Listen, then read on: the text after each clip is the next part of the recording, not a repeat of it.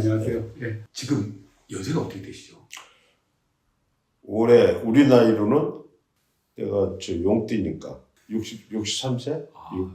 여기 이제 내려오신 지가 한 20년이 넘으신 거죠? 거의 한 30년 가까이 네, 되신 30년 가까이. 한 28, 내 기억으로 28년, 98년도에 예. 강화로 왔으니까. 그렇죠.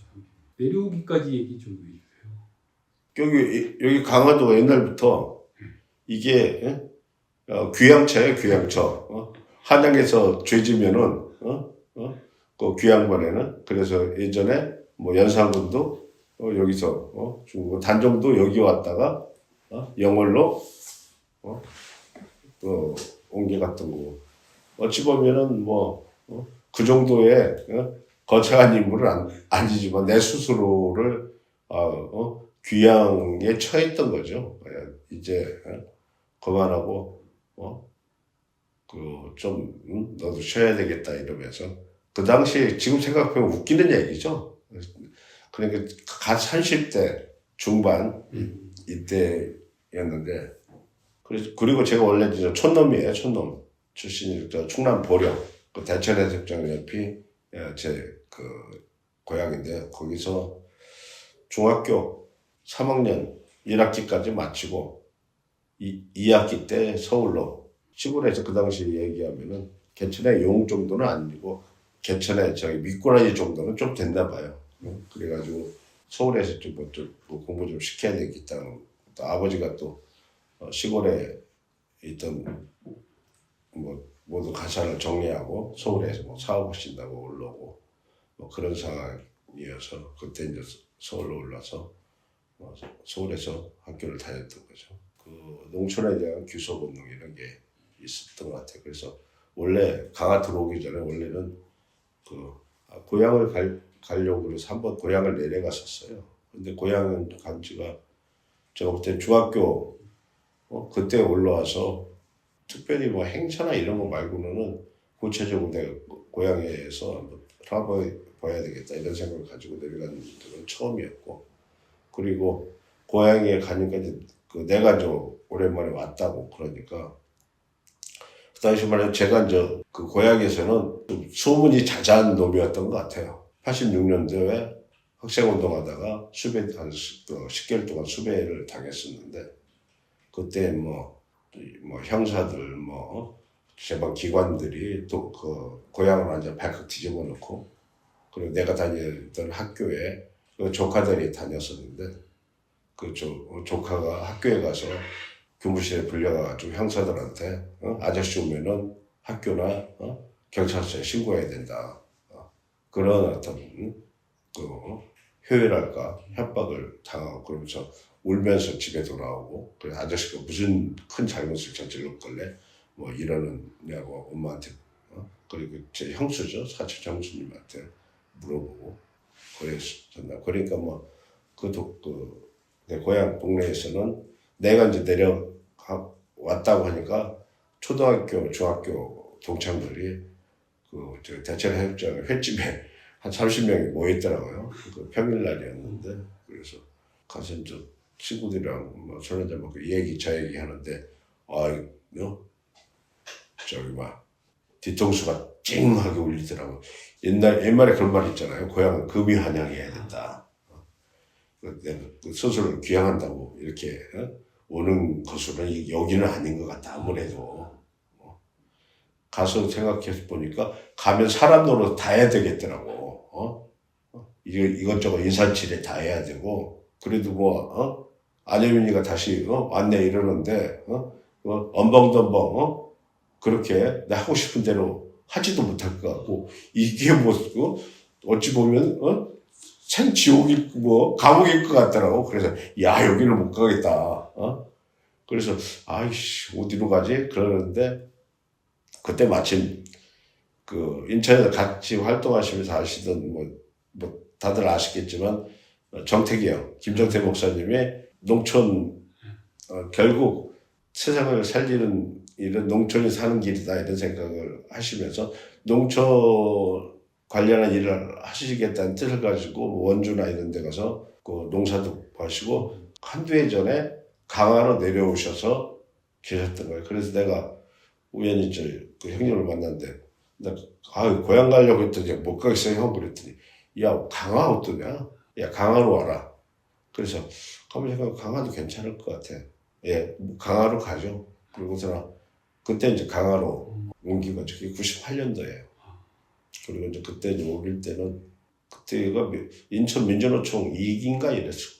내가 그 민주노총 인천본부 조직국장으로 일을 하다가 임기를 마치시고 신임 위원장을 어떻게 할 것인가 이 부분에서 저는 좀 나름으로 생각한 게 민주노총이 노동자 중심성이 중요하기도 하지만은 민주노총은 전체 민중의 전체를 대변하는 역할 그리고 조직된 노동자만이 아니라 여타의 노동자들까지 다 끌어안는 어찌 보면 지역의 중심체로서의 민주노총의 역할로 가야 되지 않겠느냐 뭐 이런 어떤 고민을 했던 것 같아요. 87년, 88년 쭉 이어서 초기에 민주노조운동을 쭉 이끌어왔던 그 중심체들 어찌 보면 전기나 전자 뭐 이런 어떻든 금속노조를 중심으로 했던 이런 부분, 뭐 금속노조 그러한 역사 전통수가 좀 떨어져 있는 이런 부분들까지도 끊어야 알아야 되고 그런 어떤 여유가 있어야 될 것 같다. 뭐 이런 생각을 했던 거고 그래서 뭐 그런 역할을 할 수 있는 분을 이제 위원장으로 해서 내가 그도 뭐 선거운동도 하고 그런데 같이 쭉 해왔던 활동을 해왔던 그 어쩌면 나랑 같이 해왔던 동료들을 볼 때 저 새끼 이상하다 맛이 건강하냐 이거 뭐 이런 어떤 평가나 이런 부분도 받았던 것 같아요. 그리고 노사정위원회를 가지고 참여할 거냐 말 거냐 이런 문제 가지고 그 민주노총 내의 위원장 선거에서 대단한 그 진영과 내리고로 그것을 지지하는 사람은 그렇지 않은 부분으로 뭐 이렇게 해서 노선 투쟁도 아주 강했고 민주노총이 어쨌든 전체의 사회적으로 이제 어느새 중요한 역할과 위치로 부각됐구나. 그러면서 또 어찌 보면 작은 권력이 생겼구나. 그런 부분에 대한 마음의 어떤 성찰할까? 이제 저기 뭐 농촌으로 들어가야 되겠다. 조용히 살아야 되겠다. 내가 할 수 있는 역할은 여기까지인가 보다. 그러고 이제 강화로 왔던 거죠. 그리고 이제 거기에서 정태영은 그 당시에 강화에 와서 친환경 농업, 비료나 그 농약을 쓰지 않는 농업으로 땅을 살리자. 그리고 그것을 먹는 사람을 살리자. 이런 어떤 제 친환경 농업을 열심히 하셨어요. 그러면서 정태영은 계속 저보고 야 같이 하자. 나 혼자 감당할 일이야. 아니다. 지금도 그렇지만 정태기 형이 이 생각과 그림이 엄청 크신데 이것을 세세하게 받치고 나가는 이 치밀함이 되게 부족하신 분이거든요. 그래서 야 이게 옆에서 이런 부분을 좀 하고 이렇게 해줄 사람이 필요하다. 근데 그 주변에 뭐 사무국장이나 등등이 있었거든요. 그리고 나한테 이제 계속 하자. 근데 원래 제가 이제 강화 들어올 때 얘기했던 게 나는 절대 이제는 앞장서는 일, 나서는 일 절대 안 한다. 그러고 한 5년인가 정태희는 열심히 뭐 일 뛰고 저리 뛰고 하는데 나는 뭐 그 일과 관련 없이 쓰레기차 운전을 하고 다녔었어요. 쓰레기차, 음식물 쓰레기. 지금 음식물 쓰레기 재활용을 이렇게 가지고 이게 전국적으로 이렇게 모델이 있죠. 근데 그걸 최초로 시작한 게 인천이에요. 인천에서 그 연수구에 있는 그 아파트 단지 분여회하고 그 다음에 지금 돌아가신 그 신복수 사장님 등등 해서 이 음식물 쓰레기를 재활용하고 이 음식물 쓰레기를 줄여야 된다. 그래서 그 당시에 관에서 하기 전에 민간 운동으로 그래서 그때 분야에 같이 해서 지금도 쓰고 있는 내셔널 플라스틱이라는 플라스틱 된 수거 용기 뭐 이런 것을 그 아파트 단지에 그 설치해 놓고 이것을 여기에다 주민들이 버리면은 이것을 갖다가 그 당시 그 괴산에 있는 흑산림연구소라는 이태근 소장님의 이제 흑산림연구소에 순환농업이라고 그래서 그 음식물 쓰레기를 갖다가 그걸로 닭을 키우고 닭이 이제 똥을 넣고 그러면 이걸 섞어가지고 그 저기 발효된 걸 가지고 그걸 퇴비로 해서 친환경 농업에 재료를 쓴다. 뭐 이런 어떤 그림을 가지고 했는데 그걸 한 2년 정도 했나? 그 우리나라의 음식 문화는 국물 문화거든. 음식물에 수분량이 엄청 많은 거야. 그래서 정태기 형네 집 뒤에다가 크게 닭장을 만들고 거기에다가 양계장에서 계란 낳다가 지친 애들 갖다가 다 넣어서 이제 방사시키면서 거기에다 음식물 쓰레기를 취하는 뭐 이런 일을 했는데 나중에 그것이 이제 막 쌓이고 쌓이니까 썩고 악취가 나가지고 형 이건 자원순환이 아니라 자원투기야 이거 이건 도저히 안 돼. 음식물 쓰레기에서 수분하고 고용물을 분리해서 처리하지 않는 이상 이게 퇴비화가 될 수가 없어. 이게 결국 퇴비화라는 것은 그 미생물이 이걸 분해시켜야 돼요. 미생물도 생물이라고 자기 조건이 맞아야 거기서 그 얘네들이 살아서 활동을 해야 이것이 그것을 먹어서 분해시켜서 퇴비화가 되는 거지. 걔네들을 완전히 그 물에 빠져 죽게 만드는데 그게 발효가 안 되죠. 부패가 돼버리는 거죠. 그래서 이것은 기계화를 해야 돼. 뭐 이렇게 하면서 기계화 한다고 또 그 음식물 쓰레기를 그 퇴비화할 수 있는 기계화, 수분을 분리해 가지고 하는 부분으로 기계를 만들고 이렇게 해야 된다고 또 그걸 붙잡고 인천에서 같이 했던 친구랑 등등해서 그 저기 음식물 쓰레기 재활용 시설을 하겠다고 또 그걸 붙잡고 한 5년 동안 이리 뛰고 저리 뛰고 그 여기저기 그 환경부 지정 받아서 그 정책 자금을 받아서 뭐 이렇게 해서 자기 강화에서도 시도했는데 뭐 주민 민원 때문에 공장을 설치할 수 없었고 당진에 허가를 받아놓던 부지가 있어서 거기를 가서 이제 또 그것을 한번 기획해 보려고 그랬었는데 당진이라고 사람이 안 사나 거기는 뭐 주민들이 반대 안 나 쓰레기가 온다니까 그래서 결국은 그걸 포기를 하고 이제 그러고 이제 있는 참에 정태기 형이 계속 친환경 같이 하자. 이거 절대 앞장서는 일 안 된다. 근데 이거 앞장서고 또 하다 보면은 그 길이 그 상황이 뻔할 텐데. 근데 재벌은 개 못 준다고. 그래 합시다 형. 그래가지고 그 당시 이제 제가 이제 사무국장을 맡고 정태기 회장하고 그러면서 이제 친환경 농업과 관련해서 일을 했어. 그런데 그 당시 친환경 농업이 상당히 어려움에 처했어. 쭉 이 친환경 농업하고 생활협동조합, 생협이 같이 이렇게 성장하면서 일정 규모까지 쭉 갔었어요. 근데 친환경 농업의 생산량이 많아지니까 생협에서 다 소화를 못 시키는 거예요. 이 잉여 친환경 농산물이 남으니까 그러면 이건 그 친환경 농산을 지으려면은 이게 가장 크게 제초제를 안 쓰거든요. 그런데 한국 기후의 특성상 이 우기가 집중되기 때문에 그때 풀이 엄청나게 난다고. 이것을 그냥 사람 서로로 그 농사를 짓는 게 보통 힘든 게 아니에요. 그래서 옛날 어르신들이 그러죠. 앞에다 밭을 메고 있으면 뒤에 있는 풀이 자라가지고 밥 메는 사람 뒤 꽁무니를 찌른다고. 너 왜 빨리 안 가냐고. 그런 정도로 이게 그 풀이 자라는 속도가 빠른 거예요.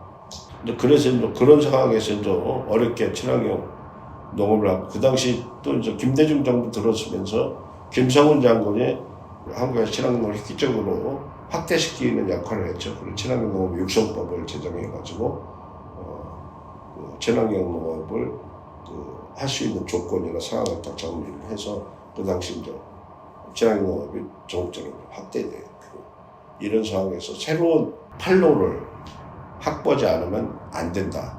고민에 부딪혀 있었던 거죠. 그리고 계속 강화에 있는 친환경 농업인들의 이 농사진 쌀과 농산물들을 어떻게 제대로 받게 해줄 거냐. 이게 가장 큰 화두의 고민이었죠. 정태경이 하루 그런 말씀을 하시더라고요. 야, 이제 친환경 농업이 생협의 이 소비구조만을 가지고는 안 된다. 이걸 공공급식으로 학교급식을 친환경으로 하자고 하는 운동을 대대적으로 해야 되겠다. 그래서 그 당시에 그 친환경 농산물 학교급식 운동을 대대적으로 했죠. 그리고 거기에 가장 발빠르게 움직인 게 인천 지역이었어요. 그 당시 인천의 민주노동당하고 시민단체, 그 다음에 농민들이 같이 해서 친환경 무상급식 지원 조례 제정 운동을 했던 거죠.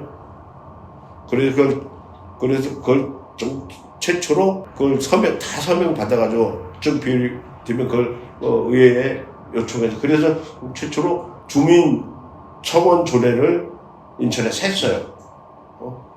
그렇게 해가지고 인천에서 그 조례에 따라서 친환경 급식을 시범 사업을 하자. 그래서 시범 사업으로 진행을 했던 거죠. 그리고 이제 그것을 계기로 해서 전국적으로 친환경 무상급식 운동이 전국적으로 퍼지고 그렇게 해서 그 다음에 이제 나주시 같은 경우에는 나주시장에 적극적으로 나서면서 나주시 전체 친환경 학교급식해서 학교급식 지원센터 뭐 이런 것도 만들고 이렇게 해서 전체적으로 이제 붐이 일었던 거고. 그러면은 그 처음에 이제 아까 어렸을 때 올라오셨다고 했잖아요. 네. 서울로. 이제 거기서부터 이제 인천까지 오시는 그 네. 길을 또 좀 얘기를 좀 해주셨으면 네. 좋겠어요. 중학교 3학년 2학기 때 서울에 왔는데 애들이 마음에 안 들어.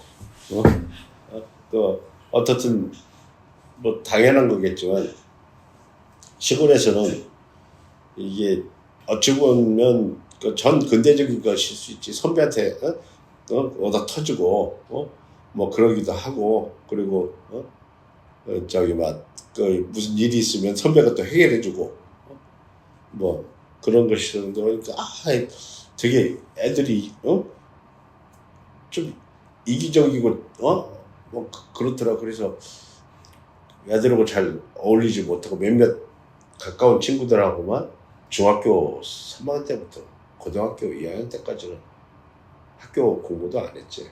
근데 고등학교 2학년 겨울방학이 됐는데 고민이 되더라고. 난 뭐 해야지? 근데 이제 그 당시에 서울에 와서 고등학교 하고 이럴 때 아버지가 하던 사업이 완전히 망해가지고 실은 뭐 집도 없고 뭐 월세 3월세 이렇게 전전하던 그런 상황이었고. 근데 어머니는 그래도 그 당시만 해도 내가 학교 생활을 어떻게 하고 성적이 어떤지 어머니는 몰랐어. 그런데 어머니가 저렇게 고생을 하시고 그러는데 자식 새끼 뭐 공부하라고 이렇게 와서 고생하는데 대학이나 한번 들어가 볼까? 고등학교 2학년 겨울방학 하기 전에 담임 선생님이 니들 우리 반에서 저기 막 공부 좀 하겠다고 마음먹은 놈 있으면 손 들어봐. 그래 공부를 해서 그 대학이라는 데라도 좀 들어가 보자. 그래서 이렇게 손 들어서 이제 담임 선생님이 이렇게 보더니 너도 공부하려고? 그래서 예 해보려고요. 이제 공부를 해야 되겠다. 학교가 이제 우신고등학교라고 저기 오리동 서울하고 인천 그 경계에 있는 학교였는데 거기서 옛날에 전철 타면은 여기 동인천이 아주 가까워. 그 전철 한 번 타면 오거든. 그 동인천에 와서 저 옛날 애가음극장 이런 데 가서 영화 보고 그리고 이제 그 전철 타고 올라가고 그러고 놀았어요. 그때 이제 영화 같이 보러 다니고 하는 친구들이 야 혈민아 그래 너는 공부해라. 우리들은 재밌게 놀게. 그 이제 또 겨울방학에 이제 공부를 어떻게 시키냐면 과학관이라고 우신고등학교 이제 과학관인데 과학관은 이제 밖에는 철문으로 되어 있는데 선생님이 아침에 오전에 딱 학교 거기 가면은 밖에서 문을 잠궈. 그리고 오줌통 있잖아. 플라스틱 오줌통을 안에다 넣어놓는 거야. 거기다 오줌 보라고. 그러거나 말거나 내가 한다고 했으니 그래 네가 너는 그렇게 열심히 해라 내가 너 따라줄게 그러면서 이제 한 건데 이게 그간 중학교 3학년부터 그간 한 3년 가까이 놀았으니 그게 엉덩이에 책상에 엉덩이에 붙어 있냐고 이거 힘들어 그래요. 집에 소설책 뭐 한국 뭐 단편 소설 뭐 근현대 소설 이런 것들 그걸 이제 싸가지고 간 거야. 선생님 너 이 새끼 공부하라니까 왜 이 새끼 소설책만 갖고 선생님 놔둬요. 나는 지금 이 의자에다 엉덩이를 붙이고 있는 게 중요해. 그래서 이것이 좀 됐다 하면 내가 알아서 할 테니까요. 그냥 냅두세요. 그랬더니 자기가 듣기에도 뭐 일리가 있는 얘기였다고 생각했나 보지. 그래. 뭐 네가 알아서 해라. 그래서 뭐 그렇게 한 2, 3주를 소설책만 읽었을 거야. 그러니까 하루 종일 읽는 거지. 좀 보니까 엉덩이가 좀 붙어 있는 것 같아. 그래서 이제 그때부터 이제 학교 가서 공부를 좀 하고 3학년 가서 첫 모의고사를 봤는데 내가 그 모의고사에서 2등인가를 한 거야. 애들이 난리가 난 거야. 저 새끼도 분명히 컨닝을 했지. 컨닝이 아니면 이게 있을 수가 없는. 그렇지 뭐 한 30등 하던 놈이 갑자기 그러니까 해도 되긴 될 것 같네. 하고서 이제 그 3학년은 1학기, 2학기 좀 공부를 해서 그래 뭐 웬만하면 좀 그 어머니가 원하는 건 해드릴 수 있겠다 하고서는 막상 시험을 봤는데 생각보다 안 나왔어. 그 당시 이제 학력고사 점수가. 내가 이제 고등학교 때도 내가 이제 술을 시골에서 초등학교 다닐 때도 술을 먹었기 때문에 고등학교 때도 술을 내가 잘 먹는다는 걸 선생님도 알아. 그래가지고 그냥 이제 학력고사 보고 쓰기 전에 어머니한테 어머니 정종 한 병만 데워주세요. 데워가지고 막 주저 담아가지고 전화하니까 선생님이 그 학교에서 숙직하고 계시다. 2학년 때 담임이 3학년 때 담임을 했더니 그러니까 그때 눈이 이렇게 왔었는데 그건 이제 학교에서 걸어서 좀 갔어. 그래 안주 좀 하고 해서 둘이 이제 주거니 받거니 그 정종 한 병을 둘이 마시고 그때 그 분이 하면 된다 했어. 하면 된다. 담임이 아주 꼴통이야. 교련 선생이야. 특전사 나온 교련 선생이야. 거기 걔네들이 하면 된다잖아. 하면 된다. 그래서 이제 그 선생 마음으로는 하면 된다의 모델 케이스를 나를 만들고 싶었던 거야. 그래서 나보고 야 효민아 농대 가라. 농대를 왜요? 안 돼요. 나 그 농대 가고 싶은 마음도 없고 야 그러면 재수해라. 안 됩니다. 우리 가족 형편에서는 재수 못합니다. 그래서 하면 된다 꿈 깨세요. 내가 알아서 내 성적에 맞춰서 들어갈 수 있는 데 들어갈게요. 하고 이제 대학 서강대를 들어갔죠.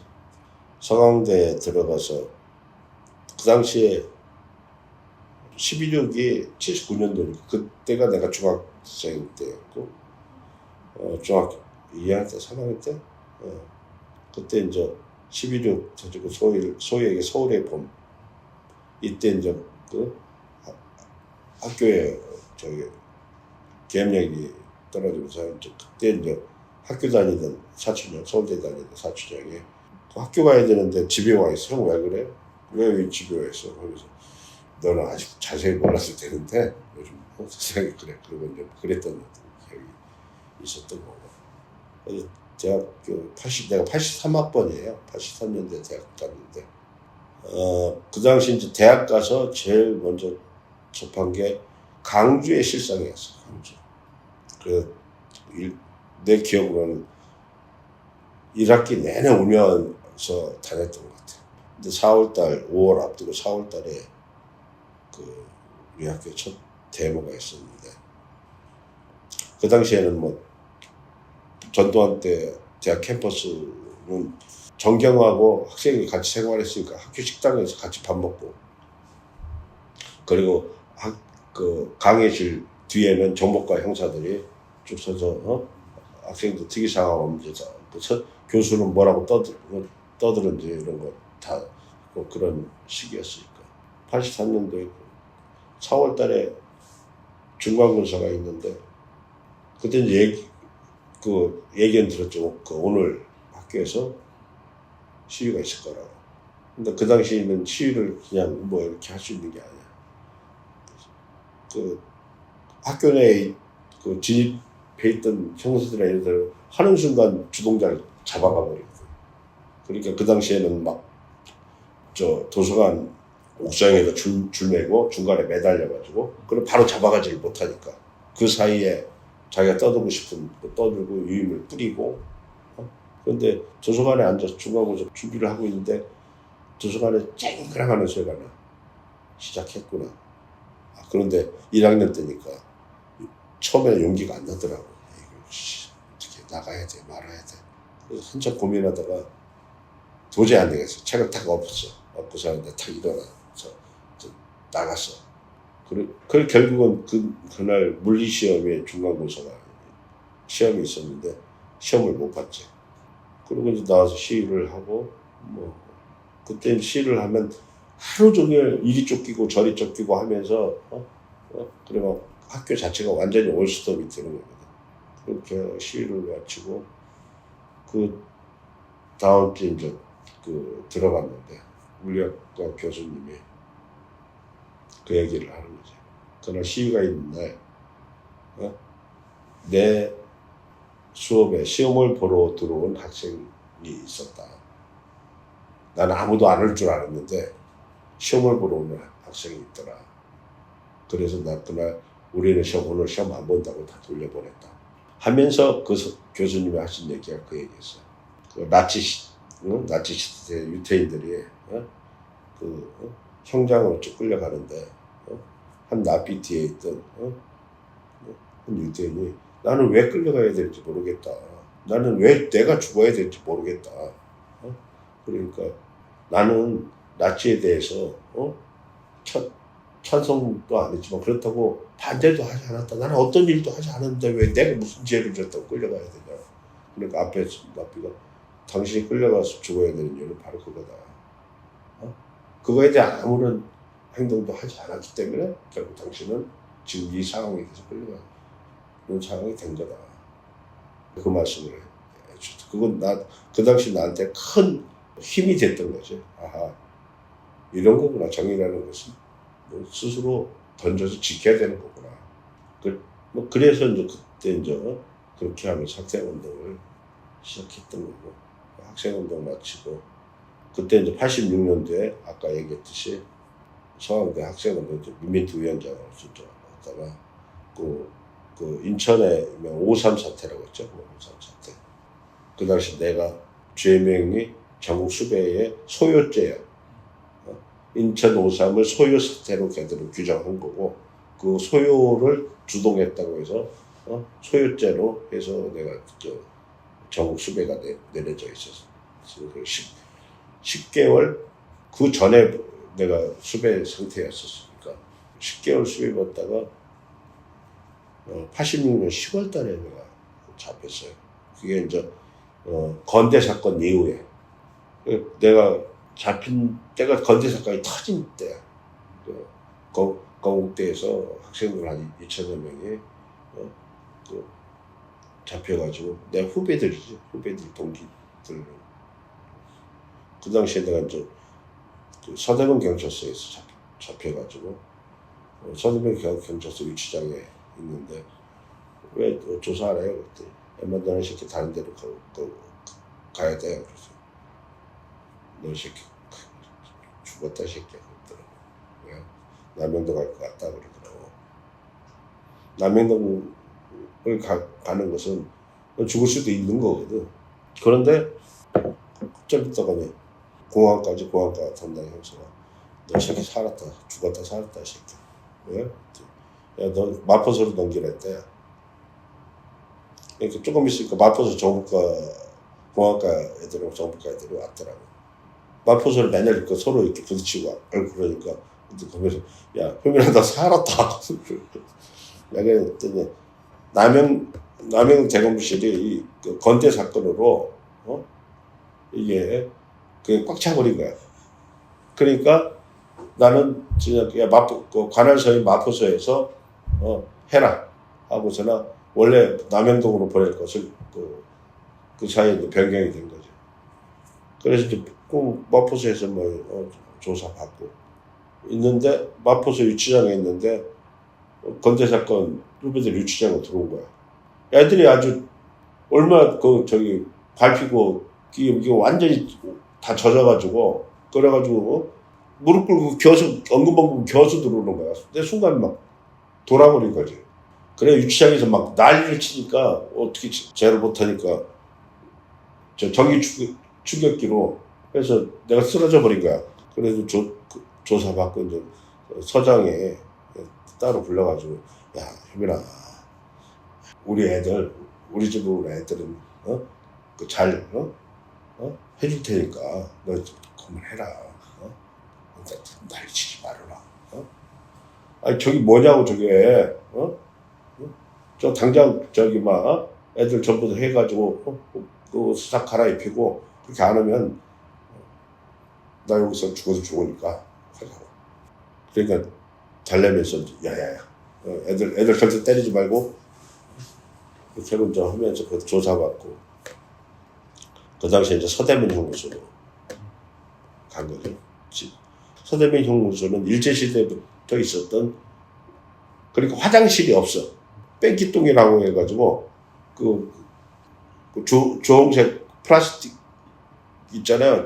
김치 담고 하는 김치통이나 이런 걸로 쓰는 그거에다가 이렇게 앉을게 얹어가지고 거기에서 변을 보고 소변을 보는 거야. 뺑기통. 그래서 당시만 해도 아침에는 뺑기통 치우러 간다고 쭉 해가지고 그거 쭉 들어다가니 변 버리고 씻어가지고 갖다 놓고 그리고 이제 그 당시만 해도 서대문 연구소에는 난방 시설이 없어요. 그래서 내가 그 독방에 있었는데 그러면 이 겨울에 10월달에 들어갔으니까 겨울일 거 아니야. 겨울에는 그 물을 떠놓으면 아침에 물이 꽁꽁 얼었어. 그러니까 얼어 죽지 말라고 유담불하고 뭐냐면은 양철 통에다가 뜨거운 물을 담아가지고 이걸 수건으로 싸서 줘. 그럼 이걸 끌어안고 모포에서 이걸 끌어안고 자는 거예요. 따뜻해요. 그 사람은 쉽게 안 죽어. 그리고 쉽게. 그래서 서대문 구치소에 갔을 때 들어가자마자 딱 뒤로 빈적곡기라 거꾸로 수갑 채워서 묶어가지고 밟아버리더라고. 아무 이유도 없어. 그냥 밟아. 한 30분 밟은 다음에 이 새끼들아 니들 선배들한테 그랬을걸? 구치소 끌려가면은 가서 거기서 빵투도 하고 이러는 거라고 족가는 소리 하지 마 새끼야 하고 그냥 밟아버리는 거야. 조용히 해 새끼 죽지 않고 살아가려면. 그러면 이제 그렇게 밟히고 들어갔어요. 그래서 보면 이 교도관들이 엄청나게 그 사람들도 시대의 희생자들이겠지. 되게 얄배한 거야 내 눈에는. 약자한테는 한없이 강하고 강자한테는 저걸 못하고. 그래서 하면 밤에 또 여기저기서 비명소리가 들려. 우리 정치범들한테는 그러지 않지. 그런데 일반수들한테 하면 바로 끌어다가 밟아버리고 두드려 패고 그러는 거야. 근데 오늘 보니까 애들 태도가 이상해. 아무래도 밖에 무슨 일이 있는 것 같다. 그 당시 이제 미개수니까 매일 면회가 가능하거든. 근데 저희 때 되니까 이제 아는 거지. 박정철 사건. 남영동에서 서울대 박사건 박정철 학생이 죽었다. 그러면서 이 교도관들이 눈치 보면 살살 끼는 거야. 그리고 이제 그 당시 이제 서울 구치소 형무소에서 있을 때 그 담당 교도관이 한 명 있었는데, 걔 담당 교도관이었는데 이제 그 교정공무원 논쟁을 반대하는 사람인데 되게 이제 개인적 갈등을 했어. 이건 도저히 내가 할 수 있는 일이 아닌 것 같다. 나 학생이었고 그러겠다. 그러니까 형, 내가 볼 때 형은 이구정에 틀려먹었어. 나가. 그 형이 맨날 새벽에 자기가 근무할 때 밤에 신문을 가지고 와서 나한테 살짝 줘. 그리고 자기가 근무 끝나면 가져. 그 당시에 신문도 못 봤거든. 지금이야 신문 구독해서 국시에서 보지만 그 당시에 신문을 볼 수가 없었는데 하고 자기가 갈 땐 다시 가져가고. 그래서 하는 얘기가 너 제발 나 근무할 때는 하지 말아라. 내가 너를 묶어야 된단 말이야. 형 묶어 그냥. 그럼 형 그걸 어떻게 하겠어. 형은 형 역할이 있고 난 내가 해야 될 일이 있는데 그 당시에 이제 이 문이 지금은 철문이나 이런 건 됐지만 일제시대에 있던 형무소에 나무로 되어 있는 문자 그래 그것 때문에 이제 막 그 문짝 때려치고 난리가 난 거야. 그런데 그 당시만 해도 내가 좀 힘이 있었나 봐. 꽝 쳤는데 문이 팍 열려버린 거야. 그래가지고 바로 묶여가지고 결국 이제 그 당시 서대문 형무소 지하감방으로 끌려간 거지. 나랑 그 성대 친구하고 연대 친구랑 3명인가 지하감방으로 끌려갔어. 근데 그 전에도 감옥에 종철이 입건하고 전두환이 호원 헌법개정 안 하겠다. 그래가지고 그 호원 철폐하라고 단식을 하고 있었는데 그때 이제 싸우면서 내가 문짝을 그 뚫어버려가지고 다시 이제 보안과로 끌려가서 야씨 바꾸는 거 가지고 안 되겠다. 그래서 야 물도 끊자 우리. 그래서 셋이 물도 끊었어. 못 모르고 한 거지. 이건 진짜 이게 몸이 서서히 말라간다는 게 느껴. 그리고 밤에 잠을 못 자. 창자가 막. 그래가 결국 3일 만에 다 가버린 거야. 무식하게 한 거지. 그렇게 단식을 하면은 강제 투입을 하거든. 음식물을 강제로 집어 넣는 거야. 그럼 그게 되게 고통스럽거든. 근데 강제 투입을 하고 우리가 물까지 하면 딱 가버렸으니까 묶어놓고 링거를 꽂은 거야. 그 링거를 꽂으니까 시원하더라고. 이게 들어가는 게 느껴져. 이게 딱 링거에게. 그 당시에 서대문 형무소 1심에서 2년 6월을 받았어요. 2년 6월을 받고 항소 않는다. 전두환의 그 사법부한테 우리 개판 받지 않는다. 재판장한테 고무신 벗어가지고 집어 던지고 네 양심에 따라서 재판할 수 있어. 그거 없잖아 새끼야. 네가 그런데 무슨 판사랑 우리를 심판해. 항소심 않는다. 2년 6개월 살고 나오겠다. 그러고 있는데 이제 뭐 어머니 와서 울고불고 난리. 제발 그 항소해라. 항소하면은 미결수니까 매일 와서 내가 보고 싶을 때 볼 수 있지 않냐. 그것은 네가 양도해줘라. 그가 내가 수배당하고 이랬을 때는 보고 싶어도 못 보고 죽었는지 살았는지도 모르고 살았는데 여기다 갖다 놓으니까 좋다. 내가 보고 싶을 때 보고. 그때 이제 평민당 국회의원 조순영 의원인가가 그 담당 변호사 있는데 변호사가 항소 청구했는데 내가 안 낸다고 하면은 취소되는 거거든. 제발 그건 취소하지 말아라. 네, 알았어요. 그건 그렇게 엄마가 다 보고 싶어서 온다는데. 그러고 안양교도 쓰고 이감되죠. 그때 이제 무슨 일이 터졌냐면 6월 항쟁이 터진 거야. 그 한사동은 정치범은 다 들어가 있는 독박. 그 교도소는 하루 종일 밤에도 불이 켜져 있거든. 그래 감시를 하니까 그 불을 다 꺼버린 거야. 하고서 합천시켜 버려가지고. 그러니까 교도관들이 후회시 가지고 다니면서 하고 다른 사동은 일반 사동랑 같이 있으니까 제발 이건 안 된다.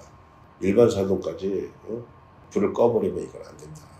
우리가 생각할 때도 그건 그렇거든. 그래서 좋다 그건 안 하겠다. 저기 정치범만 있는 거니까 뭐 쟤들 나가라고 해도 안 나갈 거니까 그런데 일반 사동은 안 된다. 그래서 좋다.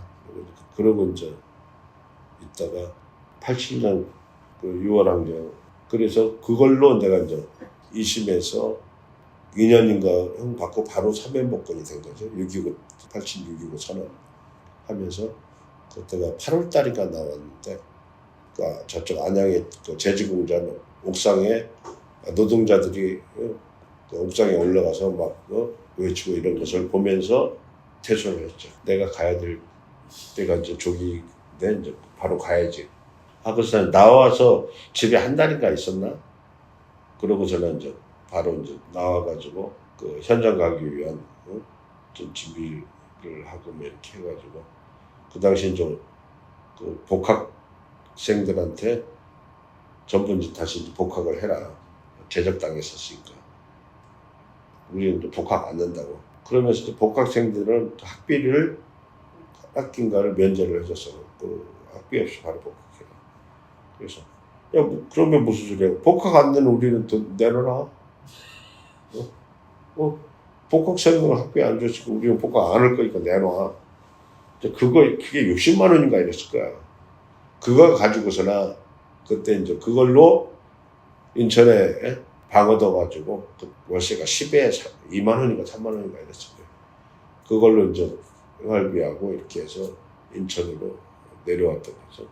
88년도 내려와서 그 당시 이제 인천으로 내려왔는데 그 당시에는 뭐 내 이름으로 회사를 취직하는 게 어려워서 그 당시에는 다 이렇게 의정 취업이라고 해서 다른 사람 주민등록증을 빌려서 이렇게 하기도 하고 그랬는데 그래도 바로바로 다 불통이 나고 막 이런 상황이고 내 이름으로 들어갔는데 병역 내역이나 이런 게 없잖아.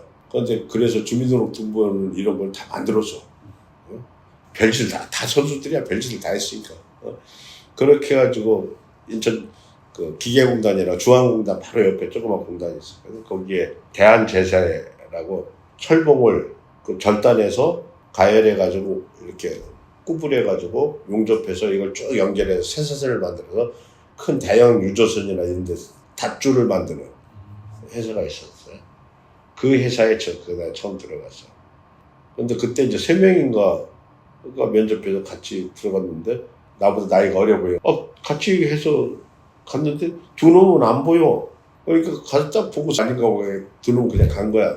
그리고 나는 그 당시 이제 공장 들어가는 게 소원이었으니까 뭐 감지 독재 해가지고 대한 그 제세에서 이제 일을 했는데 제일 쫄따구라고 어디 시키냐면 그 용광로 가열로 해서 이 자른 봉을 가열하는 면 이제 가열 빨갛게 달궈지면 이걸 끄집어내는 거야. 집게로 잡아서 여기에는 저기 막 가죽으로 된 그 앞치마를 입고 근데 이게 한 번에 딱 물리면 괜찮은데 한 번에 딱 물지 않으면은 그 끝이 달궈지니까 이게 물러지니까 이게 미끄러지는 거야. 근데 이게 또 이게 라인이 빙빙 돌아가니까 그때 제대로 못 꺼내면은 개고생을 하는 거예요.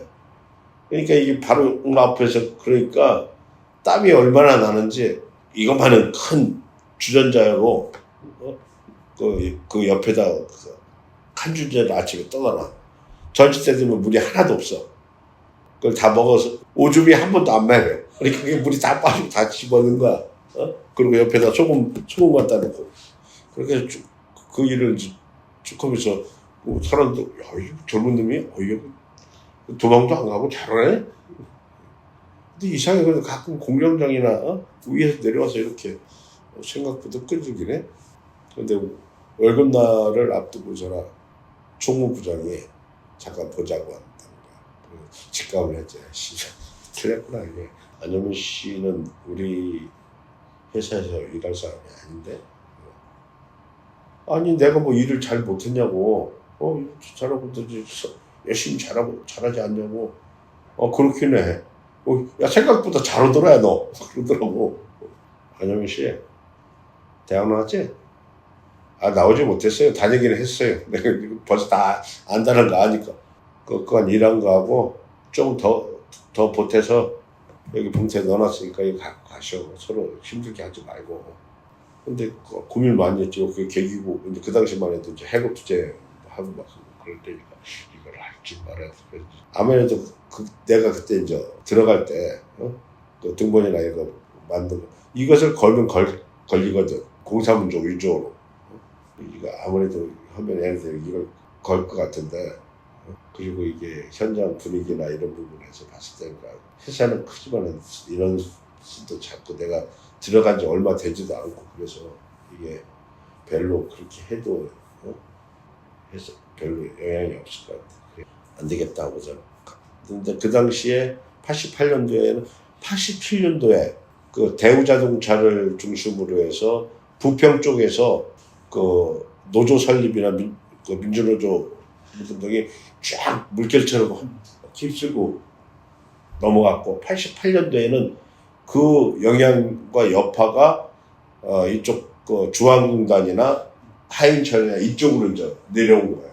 그 88년도에는 이 중앙공단 이쪽에서 노조 민주노조 이게 여기 터지면 저쪽에 터지고 막 그런 상황이었거든.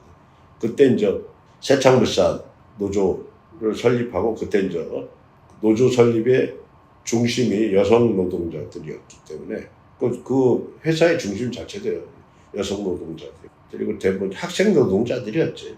야간 학교를 보내준다는 조건으로 낮에는 일하고 밤에는 야간 학교에 보내주는 그래서 이제 그 당시 원미정 위원장이 위원장으로 해서 노조를 설립했던 거. 그래서 그때 이제 구사대가 들어오고 그랬다고 해서 이제 세창물산 노동자 그 지원을 그때 이제 그 당시 이제 해양 뭐 이런 데 해가지고 그 지원을 했던 거. 그때 이제 나도 이제 거기 가서 세창물산 노동자들하고 거의 산 거지. 그 당시 했던 깜상형 등등 해가지고 인천에 이제 해고자들 세창물산을 직결해서 이제 지원을 했었던 세창물산에서 그 싸움이 참 올해도 했고 그다음에 상당히 의미 있는 싸움으로 자리를 잡죠. 왜냐 그 당시에 이제 노조를 설립하면은 그 노조를 설립했다는 것 때문에 회사를 문 닫아버렸다고. 그래서 이제 그 소위 의장 그리고 이제 그것을 다 빼돌려서 다른 데 회사를 차리던 이런 일이 비일비재하게 일어났으니까 그 부마 항쟁의 발단이 됐던 YH 사건도 그런 거거든. 그러니까 가발 공장이었는데 이 기계나 이런 걸 전부 회사를 폐쇄시키고 이것을 외국으로 옮겨가지고 하려고 해서 YH 노동자들이 그 당시 이제 민주당사를 해서 그 사건으로 김영사 총재를 제명하고 그래서 부마 사태가 터지고 그 부마 사태를 계엄으로 짓밟아야 되는 차리철하고 이거에 반대하는 김재규가 총을 쏴서 11류 그것도 실은 그 YG 사건을 계기로 해서 그런 역사적 진행이 됐던 거예요. 세창물산에서 이제 거기 지원하다가 거기서 그 옆에 있던 그 회사 아침에 지원하러 갔다가 내가 이제 경찰들하고 대치하러 거기 잡혔던 거죠. 그러면서 뭐 그 당시에 이제 제3자 계획으로 해서 잡혀 들어갔지. 그런데 나는 자주 들어가기로 했지만 운도 좋았어. 그래 거기서 이제 잡혀서 들어갔는데 그 당시에 이제 이 제3자 계획은 노동학법이다. 이거 개정해야 된다. 이런 얘기가 막 그 시대의 화두로 이렇게 제기됐던 때니까 그 당시에 이제 내가 잡혀 1심에서 이거 3자 계획으로 이게 처벌하는 것은 맞지 않다.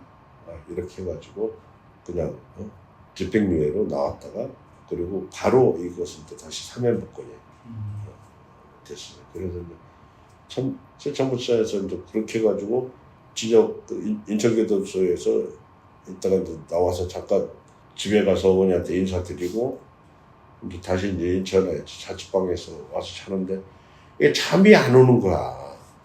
세창에 깡순이들이 보고 싶어서. 그렇지 학생들이 지금 시간이면은 학교 갔다가 돌아올 텐데 그래서 에이 도저히 못 참겠어. 그래서 밤에 공장 담을 넘어서 학교 이렇게 들어오면 학교 식당이 있거든. 식당 안에서 걔네 올 시간에 가서 앉아서 기다리고 있었던 거야. 그랬더니 나보고 내가 이제 그때 별명이 두꺼비 아저씨였거든. 애들이 그러더니 한놈이 두꺼비 아저씨 왔다.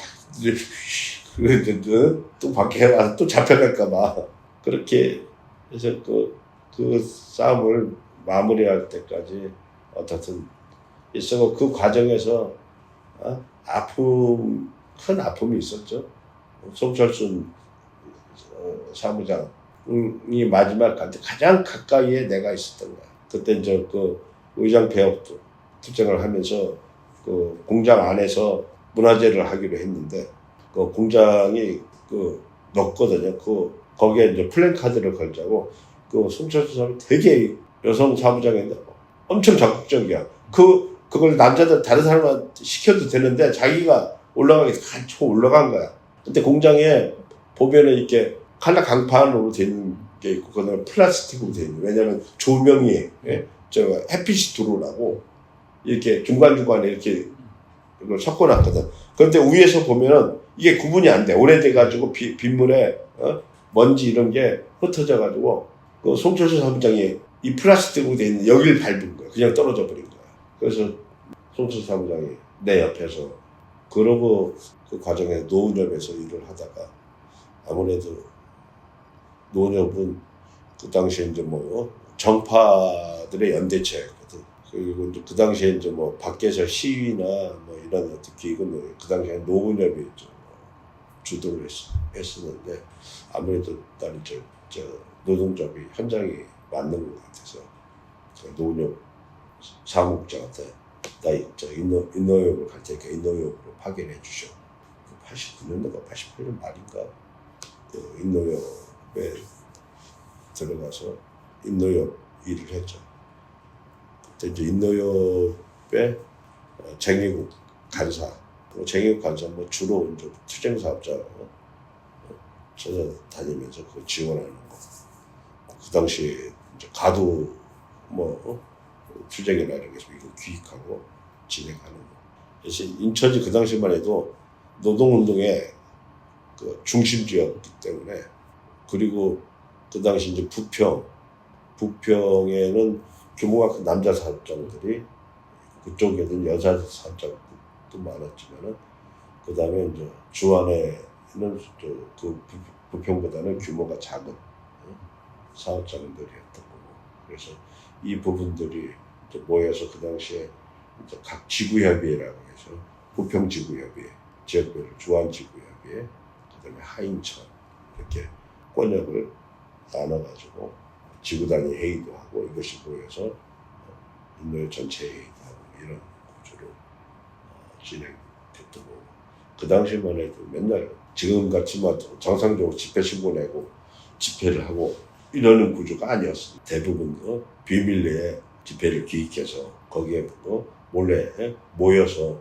하고 아니면은 공장을 시작으로 해서 공장을 대회를 구성해서 뚫고 나오면서 그 주변 공장에 쭉 대회를 형성해야 경찰 그 당시 정경들이 이 대회를 깨지 못하니까 특히 이제 87년 이후로 사회가 상당히 민주화가 됐지만은 그 결과로 노동조합 운동이나 이런 부분이 성화됐지만은 학교나 이거에 비해서 노동자 운동이나 노동조합에 대한 정권에서 대응하는 태도는 달랐던 거죠.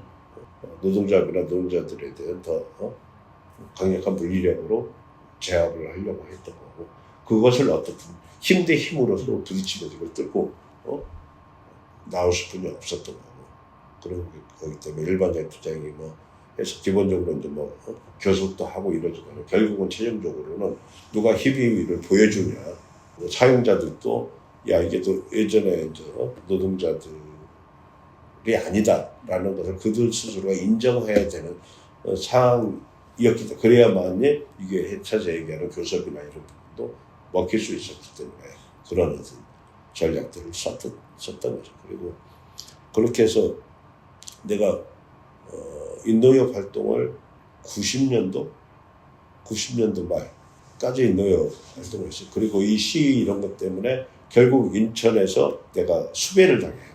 수배를 당하는데 이제 그냥 있을 수가 없고 그 다음에 또 인천에서 저 쌈박질 잘 꾸미는 놈이 한 놈 있다는 소문이 좀 났나 보지.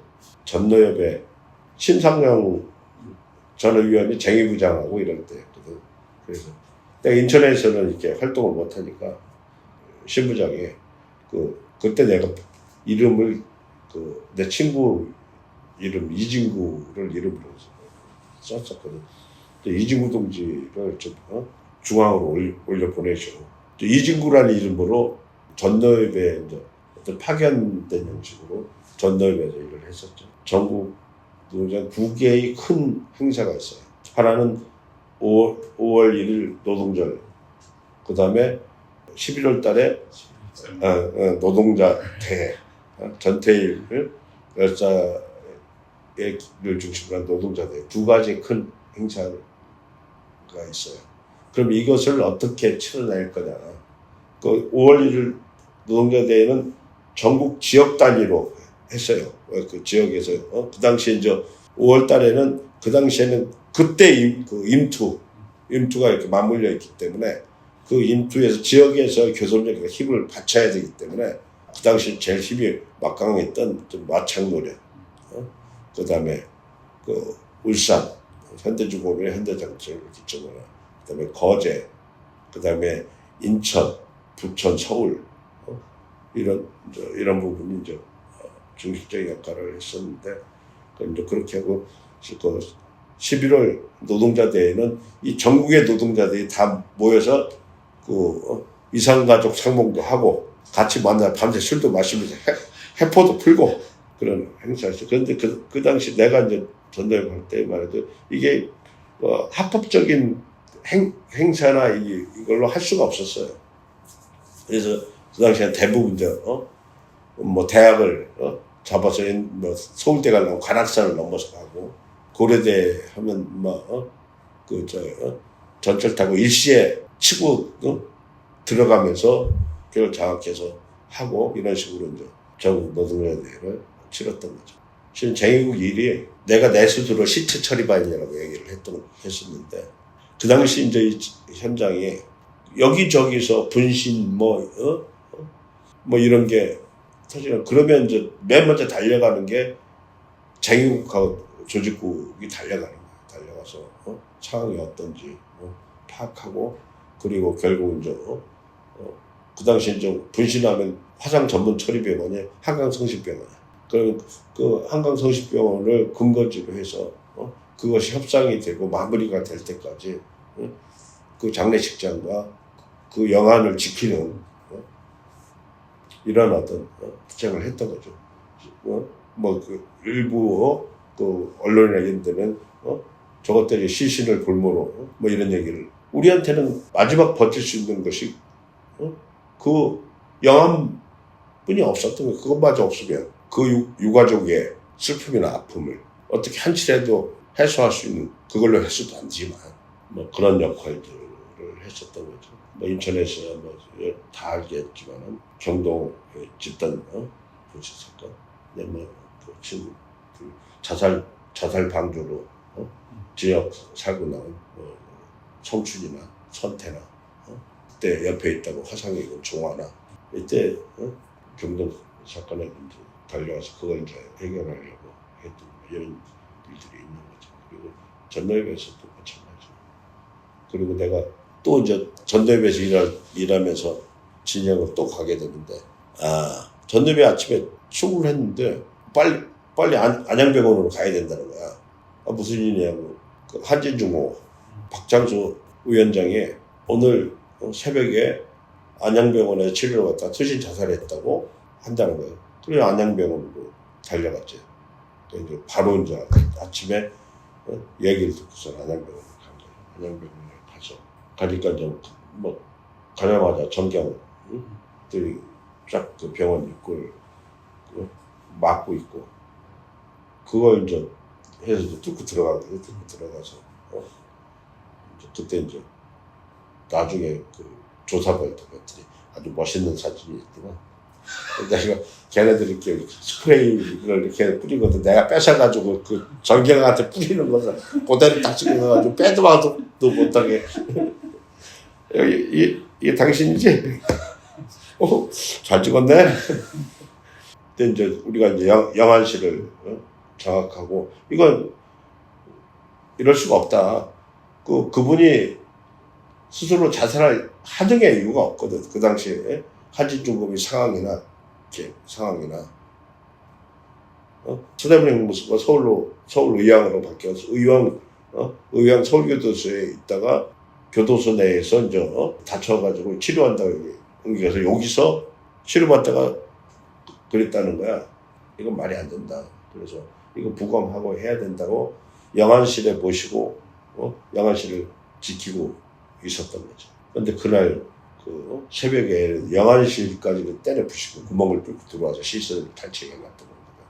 지네들이 영안실까지 때려 부시고 시신을 탈취해 갈 하등의 이유가 없거든.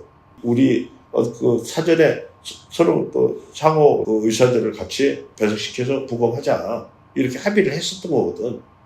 그래 그렇게 하자 하고서나 그 새벽에 치고 들어와서 시신을 탈취해 그 영안실에 있다가 결국 나도 이제 결국 잡혀가서 그때 이제 이진구 이름으로 활동했던 경찰 조사 받는 과정에서 이진구였어요. 이진구가 그 당시 인도의 문화부 간사를 하던 내 친구 이름이었거든. 근데 이진구로 이제 조사를 받고 경찰 조사까지 다 마치고 이제 검찰 넘어갔는데 이걸 이진구 이름으로 내가 진역을 살면 안 되겠더라고. 그래서 검사 앞에 가가지고 실은 내가 이진구가 아닌데 그럼 누구냐? 저 인천에서 수배당했던 안현민이라고. 이진구는 누구냐? 내 친구라고. 그렇지. 그냥 친구 이름을 내가 기억해서 그 이름으로 조사받은 거라고. 그래서 이제 내가 조사했던 경찰들 개 박살났지. 난 모르겠지. 하여튼 개 박살났을 거야. 뭐 이따위로 해가지고 조사해서 올렸냐. 걔하고 검취받으면서 하루는 그냥 저다 싸우다가 끝났어. 진도가 안 나가. 직업은 노동운동가. 그건 직업이 없는데 내가 그 노동운동을 했으니까 노동운동 가라는데 그냥 그렇게 쓰셔. 그리고 그 다음에 다시 갔어. 네가 원하는 대로 그렇게 써줄게. 그래서 이렇게 찍었지. 그리고 나중에 공소장 보니까 무직이야. 직업회람이 없대. 그래서 재판 받으면 판사님 나 무직 아니라고. 그 노동운동가요. 그 얘기는 들었는데요. 직업회람이 없어요.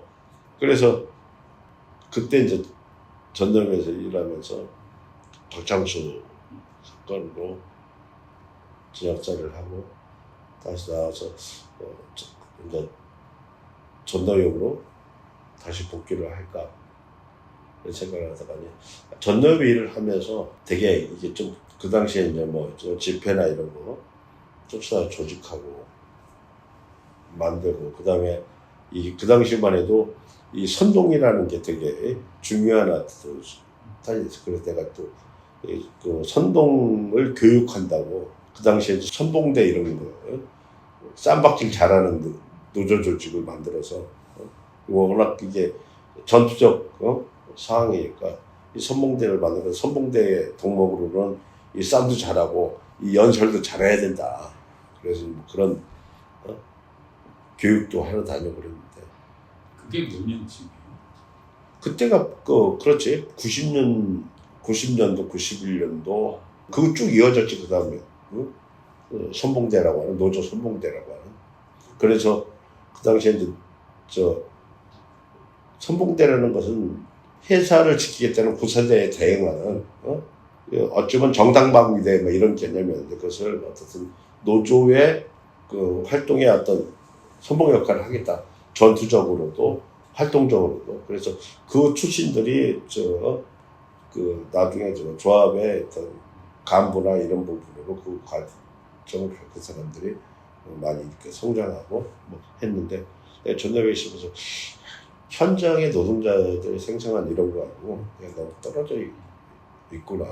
그리고 내가 하는 얘기가 생동감이나 현실성이 떨어져 있는 거. 선동의 가장 큰 힘은 사람이 말로 사람을 설득한다고 할 때 가장 중요한 힘은 직접적인 현실성이거든.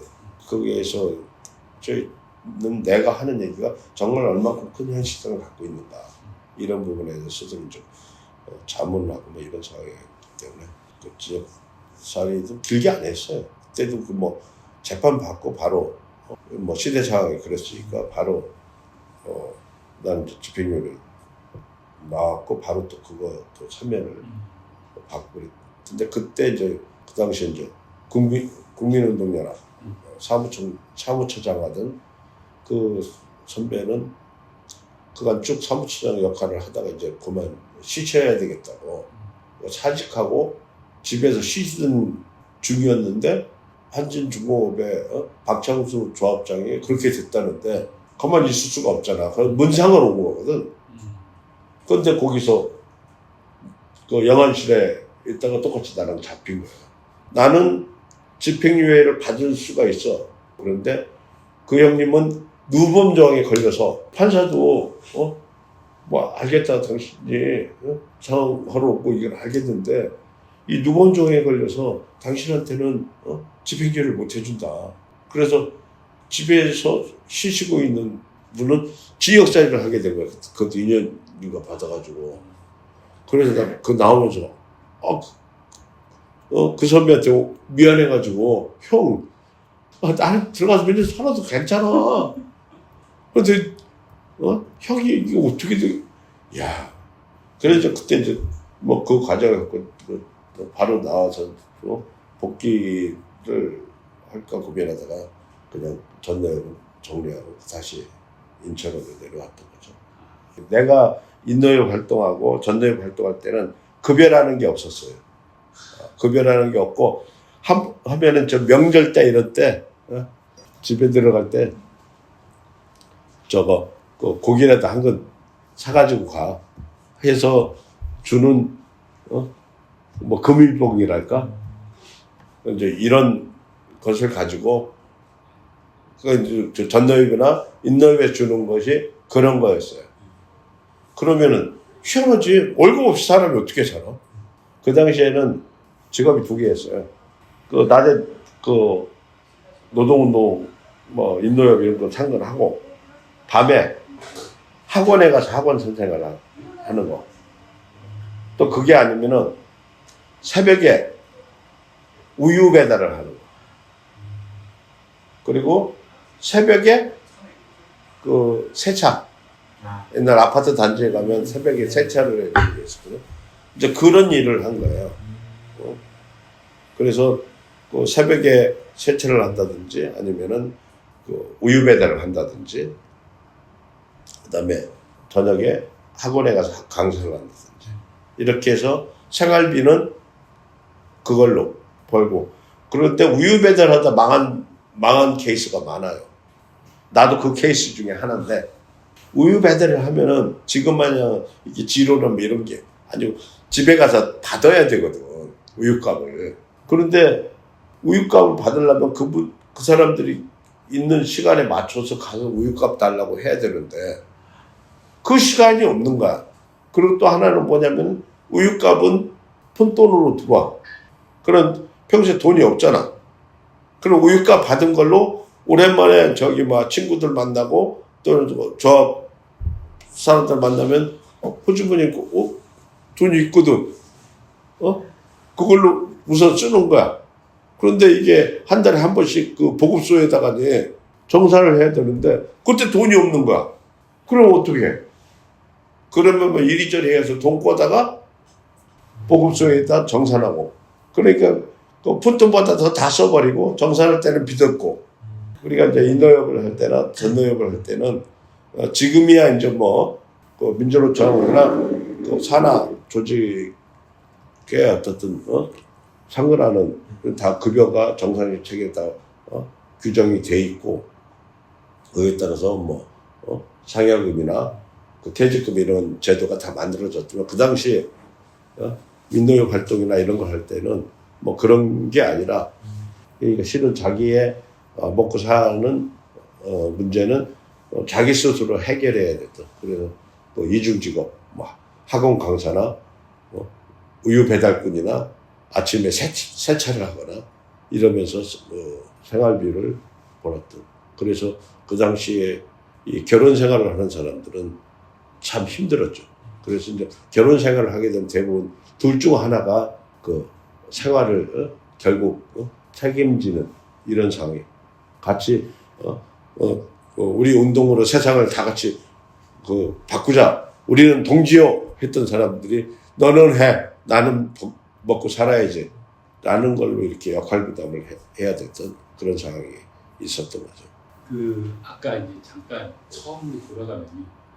이제 안양 교도소에서 나오시면서 나 이제 현장을 가야겠다라고 생각하셨다고 했어요. 네. 그때로 다시 돌아가면 구체적으로 어떤 생각을 가지셨는지. 학생운동 할 때부터 이제 실제 이 세상을 바꾸기 위해서는 학생운동만을 가지고 되지 않는다. 그리고 결국은 이 사회를 바꾸기 위해서는 가장 서로 힘을 모으기 조건이 되는 이 노동자들이 단결해서 세상을 변화시켜야 된다. 뭐 이런 생각을 했던 거고, 그러기 위해서는 당연히 노동 현장에 가서 이 노동자들하고 함께 노동자들의 힘을 연대하는 이런 역할을 해야 되고 이런 조직을 만들어야 된다. 이것은 뭐 당연히 해야 되는 걸로 그 당시 학생운동 내에서는 그렇게 논의들이 규결되어 있었던, 결국 학생으로서 이것이 아니라 세상을 바꾸고자 했던 거니까 좀 더 인간답게 사는 새로운 세상을 만들자. 그런데 그것에 가장 어려움을 당하고 있는 핍박받는 사람 노동자들이야. 이들이 대우를 받을 수 있는 세상을 만드는 것이 우리가 만들어야 될 세상이다. 뭐 이런 어떤 그림이 있었기에 당연히 노동 현장으로 가야 되고 이들과 같이 생활하고 이들과 같이 싸워야 된다라고 했던 거기 때문에 내가 징역에서 나와서 그러면 바로 가야 될 곳은 그다음 코스는 그거다라고 생각했던 게 뭐 일반적인 거죠. 일반적인 건데 또 그 당시엔 좀 새로운 걸 이제 고민하는 친구들도 뭐 있긴 있었고, 그래서 세상을 바꾸기 위해서는 정치가 필요하다라고 생각했던 친구들도 있는 거고, 그래서 그 학생운동을 마치고 바로 정치 활동으로 간 부분들이 있는 거고, 그리고 이제 노동자가 조직된 이 것도 결국은 최종적으로 어디로 모아져야 되면 정치적으로 모아져서 이 정치적 제도를 통해서 그 제도나 이걸로 사회를 바꿔야 된다. 이런 생각을 해서 그것 때문에 그 노동조합의 힘이 국민승리 20일 노동당으로 가야 된다고 생각을 했던 거죠. 원래 내가 이제 작년에 고혈압이 있었는데 그때 완전히 신장이 망가져 버린 거예요. 신장이 망가져서 치료를 받다 결국은 이제 그걸 치료가 안 돼서 투석을 했었죠. 그래서 원래 이제 복막투석이라 해서 장기로 혼자 투석하는 투석을 했다가 그거 가지고도 처리가 안 돼서 혈액투석이라 해서 일주일에 3번 한 번에 가면 4시간씩 해서 피를 걸러가지고 노폐물을 빼내는 그 투석을 봤더니 뭐 신경 쓰고 이러면서 이게 그때 이제 몸이 이제 완전히 원래 살아온 게 살았으니까 건강할 리는 없겠지만은 그때 이제 결정적으로 가버린 거죠. 24년도 8월에 보통 내가 투석을 아침 6시에 하거든요. 그러니까 새벽에 투석하기 위해서 일찍 자요. 한 8시나 이렇게 되면 자. 그런데 8월 달에 투석하고 이제 막 자려고 그런데 전화가 와서 보니까 모르는 전화야. 보통 밤에 전화 오면 안 받거든. 그때 왜냐면 이렇게 잠을 못 자면 그날 투석을 못 하니까 보통 5시에 일어나서 밥 먹고 준비하고 6시까지 병원 가서 투석을 했었으니까 모르는 거야. 그런데 보통은 안 받았는데 그날 딱 받았어. 장기이식센터라는 거야. 그건 그러면 이식센터에 모든 샘플이나 데이터를 걔네들이 보관하고 있거든. 그럼 내사 기증자가 오면 그걸 하고 1차 스크린을 해보는 거야. 어쩌면 가능성이 있을 수 있을 것 같은데 어떻게 해볼까요? 검사를 해볼까요? 한번 검사를 해보세요. 그러면서 그쪽도 일단 검사를 해볼 텐데 뭐 크게 기대하지 마세요. 그러더라고. 그러면 그래서 검사는 얼마나 걸렸어요? 한 4시간 정도 걸려요. 그래서 그러고서 이제 잠깐 기다리다가 잠들었어. 아침에 일어났는데 전화가 안 왔더라고. 그래서 에이 그렇지 뭐 나한테 그게 먹었어. 그리고 이제 아이가 투석이나 그 이튿날 투석으로 가서 막 바늘로 꽂으려고 하는데 전화가 오더라고. 어디에요? 이식센터예요. 투석하셨냐고 하더라고. 아직 안 했어요. 지금 막 바늘 꽂으려고 해요. 그랬더니 바늘 꽂지 말고 좀 기다리세요. 그러더라고. 그래서 막 간호사가 꽂으려 잠깐 이식센터인데 좀 기다리라는데요. 근데 조금 더 전화가 따로 왔어. 바늘 안 꽂았어요? 근데 예. 안효민 씨가 이순인데 응? 그러면 저는 해당 사항이 없는 거겠네요. 아니 근데 잠깐만 더 기다려보세요. 더 확인할 게 있으니까. 그리고 나한테 소문 이순이면 그만이지. 이순이는 무슨 상관이 있어? 그러고 조금 있다 전화가 온 거야. 이순이 분이 열이 있어서 그분은 수술을 받을 수 없습니다. 그러니까 감기나 이런 감염력이 있기 때문에 그런 경우에는 수술을 못 하거든. 그래서 결국 안효민 씨가 차례가 됐는데 어떻게 하실래요? 그래서 제가 차례가 됐다면 제가 받죠 뭐. 그게 제가 오늘 운명인 것 같은데 제가 받아들여야죠 뭐. 그러세요? 그러면 바로 수술 준비하세요. 그래서 그날 바로 가서 수술을 했죠. 24년도 8월달에 수술을 하고 그런데 너무 그날 토요일이었는데 배가 아픈 게 이상한 거야. 그래서 내가 이제 간호사를 불렀지. 배 아픈 게 이상하다고. 보통 수술하고 그러면 다 배 아파요. 근데 수술을 하고 나서 아픈 배하고 다르다고. 근데 토요일이니까 의사가 없는 거잖아.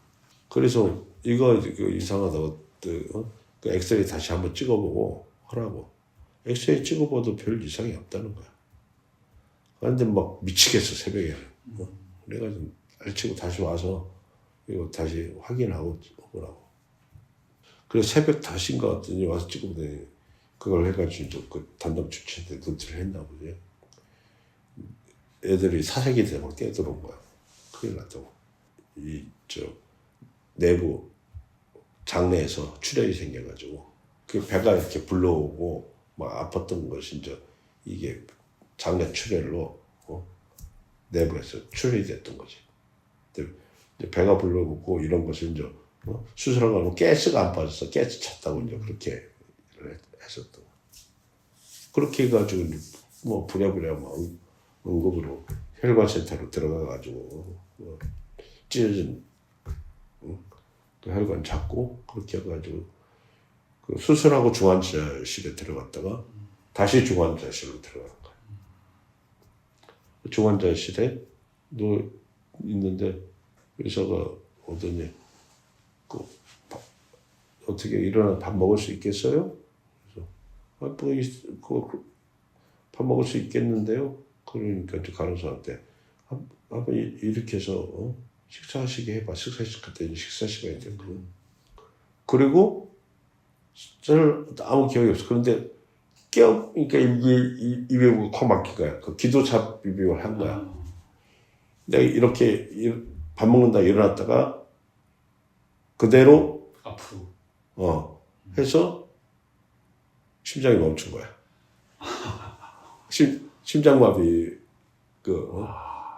그래서 코드블루가 뜬 거지.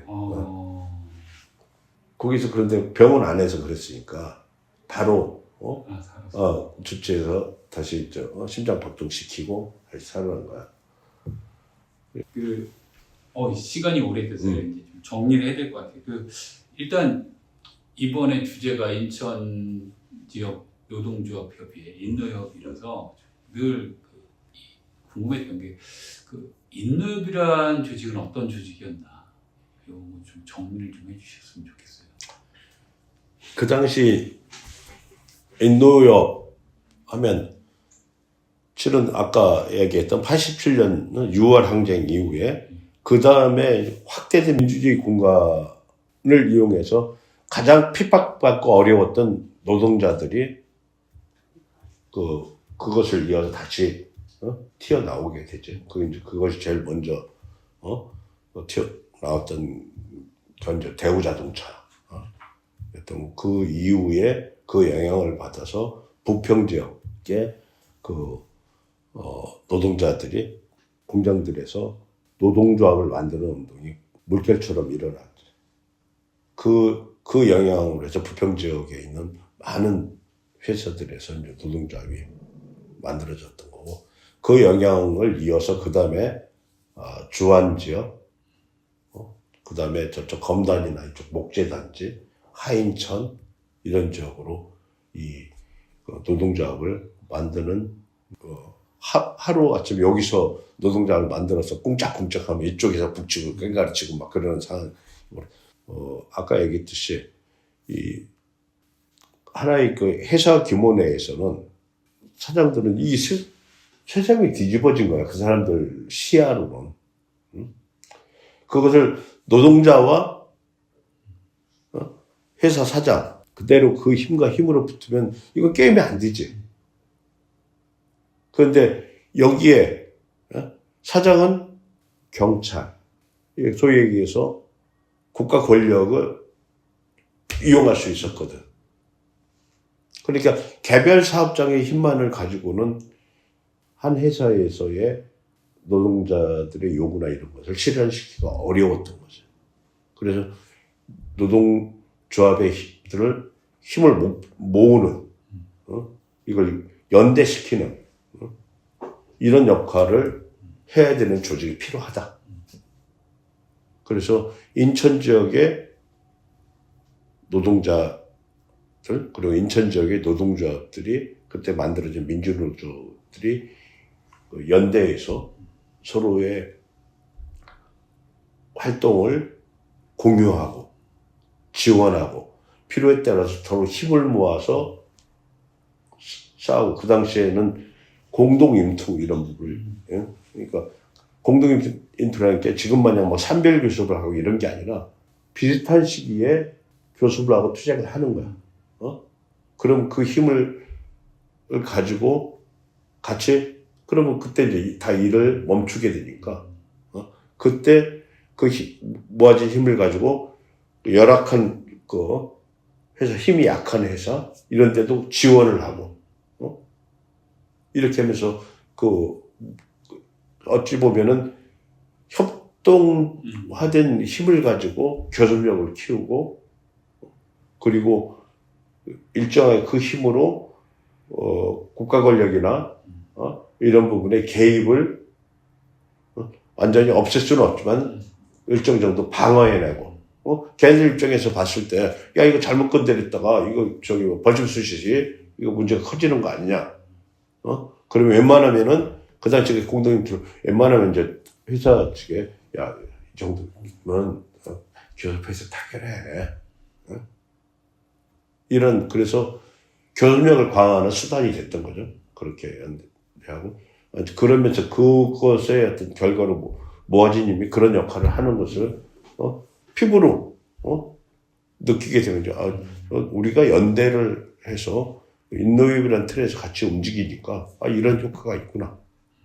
그리고 같이 모아진 틀에서 서로 교류를 하면 교섭은 어떻게 하면 이제 그 조합원들한테 교육은 어떻게 할 건지, 그 인노협이라는 상위 조직은 그런 부분을 서포트해주는 역할들을 했던 거고, 이 조합 간에 서로 교류하고 협력할 수 있도록 하는 이런 어떤 공간을 형성했던 거죠. 그리고 이제 그 것이 모아지면서 그 인노협이 모아지면서 이것을 전국적 조직으로 연대를 하자. 이래서 이제 만들어진 게 이제 전노협이었던 거죠. 전노협. 그리고 뭐 그것을 매개해서 결국은 최종적으로 부딪히는 것은 국가 권력하고 노동자하고의 이 대결로 부딪히는 것. 거기에서 실은 뭐 그 당시에는 가장 이제 골반이 됐던 뭐 중공업이나 자동차나 그 마산 창원의 그 통일중공업이나 한진중공업 이런 부분이 중심으로 떠오르면서 이 시기에 다른 지역의 교섭이나 인투들도 연계를 시켜서 그 힘들을 강화시킬 수 있는 그 수단이 되는 역할을 했던 거죠.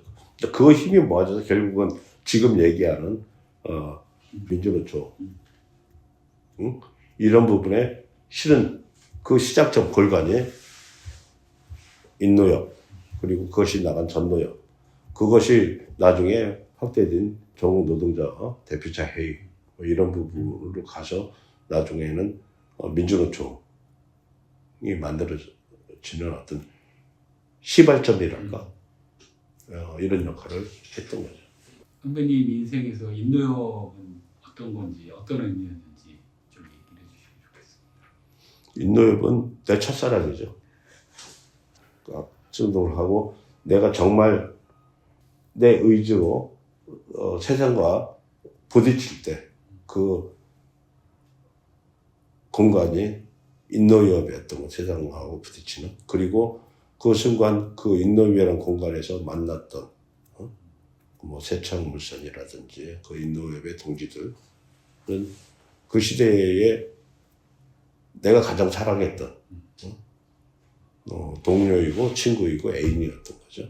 뭐 그런 어떤 인연들을 만들어준 그리고 내가 살아가야 되는 이유를 내가 살아가는데 뭐 기준이랄까 나침판이 될 수 있는 그런 기준을 만들어주고 그런 사람을 만들어준 게 저한테 인노협이지 않는가 생각해요. 네. 이상으로 인터뷰 마치겠습니다. 네.